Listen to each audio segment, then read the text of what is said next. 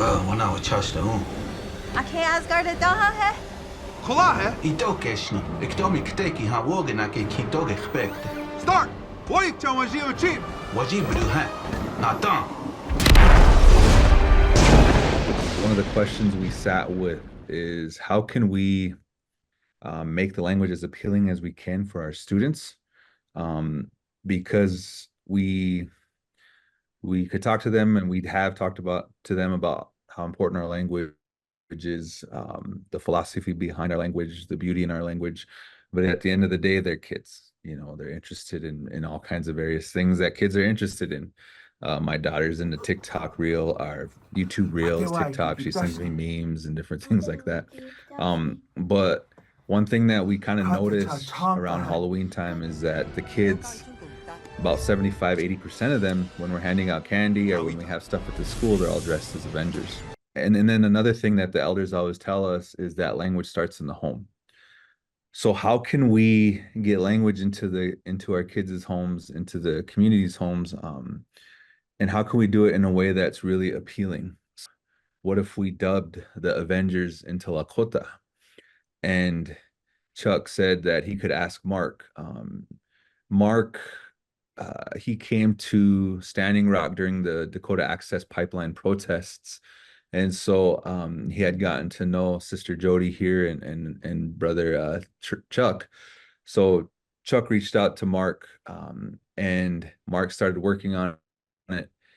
And then we didn't think anything of it for a couple months. Out of the blue, we're on this meeting with all these execs, and we're looking at all these people, and we didn't prepare anything, we didn't prep anything, and then they kind of swung it to us and say, kind of, what are you guys doing here? And then we just explained and talked about what we wanted to do, and how we had wanted to dub the Avengers into Lakota. They gave us the approval, and that's kind of what we were looking for, and that's kind of where we thought it would end, is that they would just give us the approval and we would figure this out on our own. But what ended up happening is Marvel and another studio called Deluxe, they helped us through this whole process. And so we just started translating with the elders.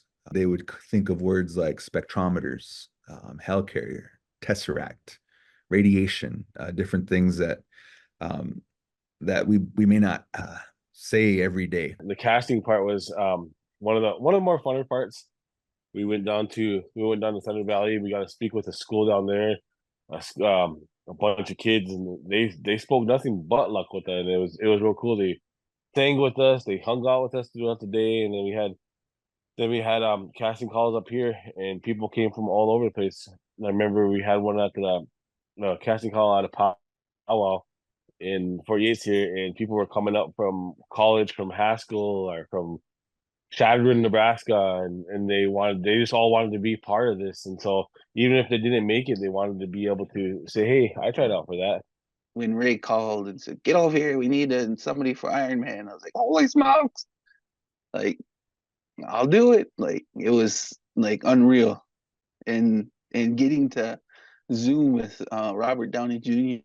and have him say my name, it was just like, whoa, it gave me chills.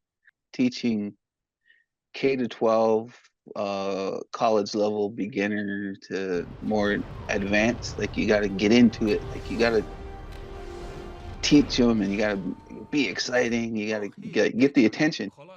But doing the dub is different than that, because you're sitting at a screen, you're looking at the mouth, and you're trying to say it as fast as you can, but also trying to keep the language in there.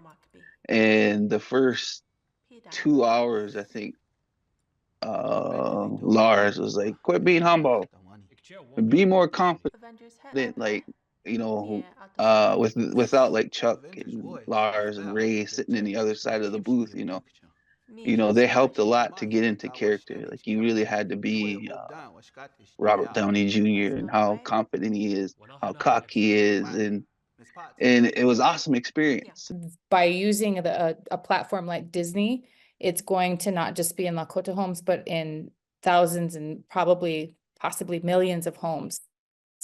And just having the language spoken in and of itself is a huge victory. I think the hope, the hopes for this project. And I think the reason that Disney was so interested in it was because of Why do you Prey, want and the they hunt? had used the Comanche language Because you are in a large part of the script there. And I think people just forget that there Saw a song are in the sky. other worldviews, other languages ready. that predate English.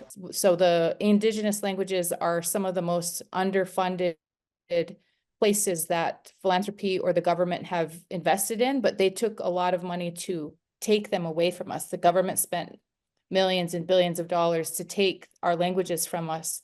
And we want to have projects that are positively spinning out of that kind of dark times. It's also the cornerstone of tribal sovereignty. So in this context, we do need to have an understanding that without our languages, without that worldview, without the deep, I guess, place-based knowledge, we are going to slowly become something that is not recognizable to our ancestors. And the language is the biggest key next to land. Being the little res kids that we are, we're like, we're finding out more and more like how like how big this is and how big it's gonna be. And so I was like, holy cow. So when you just said that, like it's hard to get on streaming, I just that blew my mind again, like because we're very fortunate and very lucky to be able to be part of this project and be to have all these opportunities. And I truly believe it's the language that's paving the way, and so that's awesome.